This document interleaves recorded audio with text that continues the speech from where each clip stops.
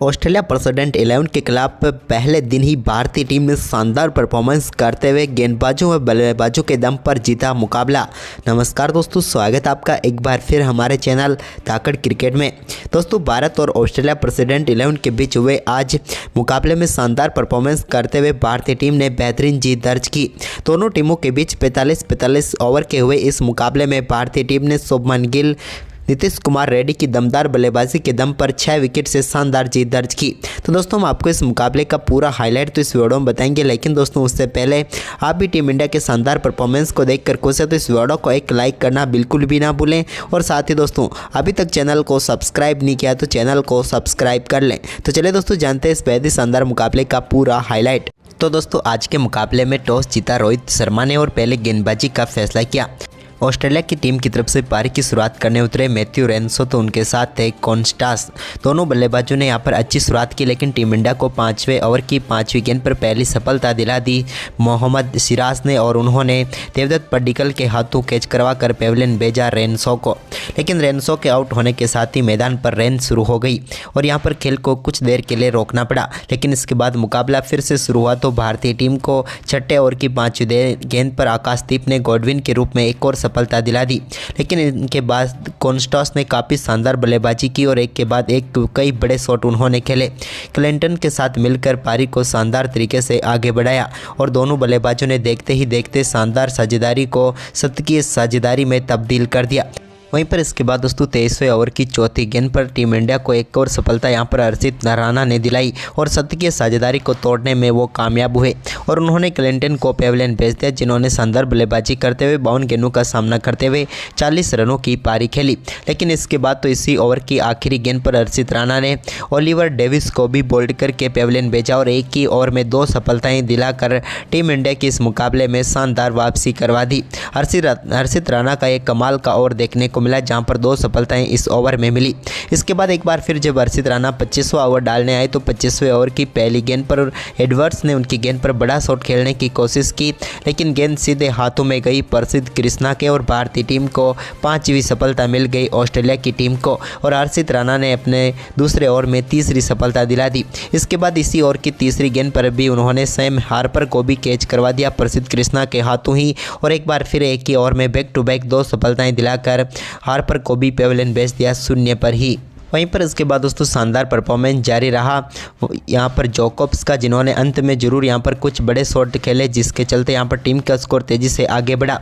तो वहीं पर इसके बाद 35वें ओवर की आखिरी गेंद पर कॉन्स्टास ने शानदार बल्लेबाजी करते हुए अपना बेहतरीन शतक पूरा कर लिया और टीम के लिए यहाँ पर महत्वपूर्ण पारी खेलते हुए टीम के स्कोर को शानदार तरीके से आगे बढ़ाया।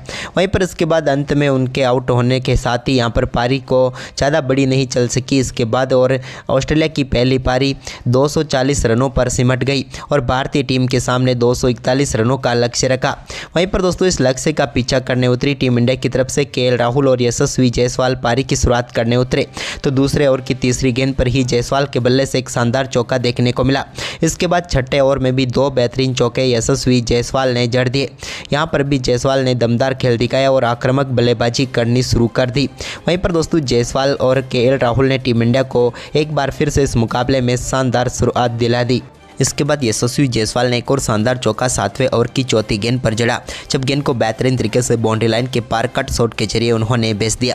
तो वहीं पर इसके बाद केएल राहुल ने भी शानदार बल्लेबाजी करते हुए एक बेहतरीन कवर पॉइंट की तरफ बेहतरीन शॉट खेला और इसके जरिए अपना पहला चौका केएल राहुल ने भी जड़ दिया। यह भी उनके बल्ले से निकला हुआ एक कमाल का शॉट था। इसके बाद तो यशस्वी जायसवाल और केएल राहुल ने टीम इंडिया के स्कोर को तेजी से आगे बढ़ाया और एक के बाद एक बेहतरीन शॉट देखने को मिले, जिसके चलते देखते ही देखते दोनों बल्लेबाजों ने बेहतरीन शुरुआत दिला दी। लेकिन इसके बाद दोस्तों 17वें ओवर की 3री गेंद पर टीम इंडिया को पहला झटका लगा जायसवाल के रूप में, जिन्होंने 59 गेंदों पर 45 रन बनाए। तो वहीं पर इसके बाद केएल राहुल भी रिटायर्ड हट होकर पेविलियन लौटे, उन्होंने 29 रनों का योगदान दिया। लेकिन इसके बाद यहाँ पर क्रीज पर उतरे शुभमन गिल ने आते ही शानदार चौके के साथ अपनी पारी का बेहतरीन आगाज़ किया। लेकिन इसके बाद 21वें ओवर की 3री गेंद पर चार्ली एंडरसन ने टीम इंडिया को एक और झटका दिया और टीम इंडिया के कप्तान रोहित शर्मा को यहाँ पर आउट करवा कर पेविलियन भेज दिया। रोहित शर्मा स्लिप में ओलिवर के हाथों कैच हुए और भारतीय टीम को एक और झटका लगा। उन रोहित के आउट होने के बाद अब इस मुकाबले में आगे बढ़ने की सारी जिम्मेदारी पहुंच चुकी थी शुभमन गिल और उनके साथ नीतीश कुमार रेड्डी के ऊपर। इसी दौरान दोस्तों शुभमन गिल ने एक और शानदार कवर ड्राइव के जरिए गेंद को बेहतरीन तरीके से चौके के लिए बाउंड्री लाइन के पार भेज दिया। तो इसके बाद उन्होंने एक चौका मिड विकेट की तरफ भिजड़ा, जहां पर बेहतरीन तरीके से गेंद को बाउंड्री लाइन के पार भेजने में वो कामयाब हुए। दोनों बल्लेबाजों ने शानदार परफॉर्मेंस जारी रखा और देखते देखते दोनों बल्लेबाजों के बीच भी शानदार तरीके से 45 रनों की साझेदारी हो गई और अब टीम इंडिया को जीत के लिए चाहिए थे 18 ओवर में 105 रन। इसके बाद दोस्तों नीतीश कुमार रेड्डी ने शानदार परफॉर्मेंस करते हुए 30वें ओवर डालने आए पॉप की पहली गेंद पर बेहतरीन तरीके से गेंद को सामने की तरफ लॉन्ग ऑफ के ऊपर से बाउंड्री लाइन के पार भेजा। तो इसके बाद अगली गेंद को मिड विकेट की तरफ चौके के लिए बाउंड्री लाइन के पार भेजा। तो वहीं पर ओवर की चौथी गेंद पर उन्होंने रिवर्स स्वीप के जरिए चौका लगाकर इस ओवर में 3 बेहतरीन चौके उनके बल्ले से देखने को मिले, यानी कि दमदार बल्लेबाजी नीतीश रेड्डी ने करके दिखाई। इसके बाद पॉप एक बार फिर से जब 32वां ओवर डालने आए तो उनकी पहली गेंद पर लॉन्ग ऑफ के ऊपर से शानदार शॉट खेला। यहां पर शुभमन गिल ने और गेंद को 1 बाउंस चौके के लिए बाउंड्री लाइन के पार भेजने में वो भी कामयाब हुए। तो वहीं पर इसके बाद दोस्तों 32वें ओवर की आखिरी गेंद पर भी शुभमन गिल ने एक और शानदार शॉट खेला और एक बार फिर से लॉन्ग ऑफ के ऊपर से ही गेंद को चौके के लिए बाउंड्री लाइन के पार भेजकर इस ओवर में भी 2 शानदार चौके जड़ दिए। इसके बाद 33वें ओवर की पहली गेंद पर कॉर्नर की गेंद को शानदार तरीके से डीप एक्स्ट्रा कवर के ऊपर से शानदार तरीके से छक्के के लिए बाउंड्री लाइन के पार भेजा नीतीश कुमार रेड्डी ने। तो इसकी अगली गेंद पर उनके बल्ले से एक और शानदार चौका देखने को मिला। जबकि दोस्तों 33वें ओवर की चौथी गेंद पर सिंगल के साथ ही शुभमन गिल ने शानदार बल्लेबाजी करते हुए अपना बेहतरीन अर्धशतक पूरा कर लिया। साथ ही इसके वो रिटायर्ड हेड होकर पेविलियन लौट गए। वहीं पर इसके बाद यहां पर 34वें ओवर की पहली गेंद पर पॉप ने नीतीश कुमार रेड्डी को भी बोल्ड करके पेविलियन भेज दिया। नीतीश कुमार रेड्डी 32 गेंदों का सामना करने के बाद 42 रन बनाकर पेविलियन लौटे। तो वहीं पर इसके बाद क्रीज पर उतरे रविंद्र जडेजा ने भी शानदार खेल दिखाया और पॉप के ही ओवर में उन्होंने भी अपने चौके का आगाज़ किया और 36वें ओवर की तीसरी गेंद पर गेंद को शानदार तरीके से मिड विकेट की तरफ चौके के लिए बाउंड्री लाइन के पार भेजा।